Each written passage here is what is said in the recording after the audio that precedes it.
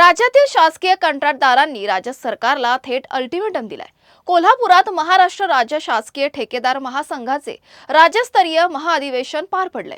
या अधिवेशनात राज्यातील ठेकेदारांची तब्बल 90,000 कोटी रुपयांची थकीत देणी तात्काळ द्यावीत अशी ठाम मागणी करण्यात आली आहे। देणी न मिळाल्यास येत्या पावसाळी अधिवेशनात हजारो ठेकेदारांसह विधान भवनावर भव्य मोर्चा काढण्याचा इशाराही यावेळी देण्यात आलाय।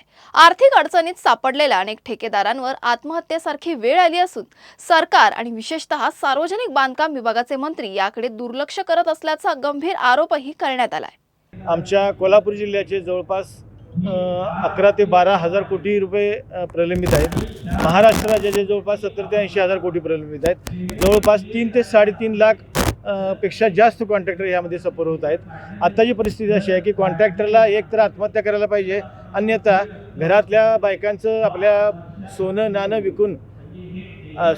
विकून दिवस काढायला लागतील अशी परिस्थिती सध्या चालू आहे। मशिनरी तर ऑलरेडी आमची गहाण आहेत, बँकेने वडून नेलेली आहेत। ह्याच्यापेक्षा म्हणजे वाईट परिस्थिती कॉन्ट्रॅक्टर ह्याच्या अगोदर कधी आलेली नव्हती। गेले 3 वर्ष झालं आमचं ह्या ना त्या स्वरूपात भर पावसात देखील आंदोलन केलेलं आहे आम्ही, पण अजूनही सरकारने त्याची दखल घेतलेली नाही।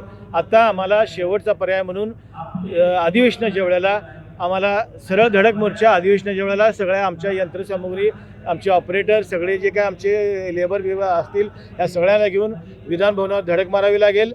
जर सरकारला त्यातनंही जर सरकारला आमची सहानुभूती वाटत नसेल तर मात्र आत्महत्या करण्याशिवाय आम्हाला पर्याय नाही।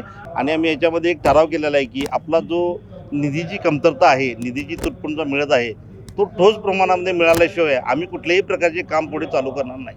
त्याच्याचबरोबर आम्ही नवीन कुठलीही कामे जी चालू करणार आहेत किंवा प्रशासकीय मान्यता मिळणार आहे त्याला निधी उपलब्ध झाल्याशिवाय किंवा त्याला तरतूद दिल्याशिवाय आम्ही ती कुठलीही कामे भरणार नाही किंवा चालू करू देणार नाही।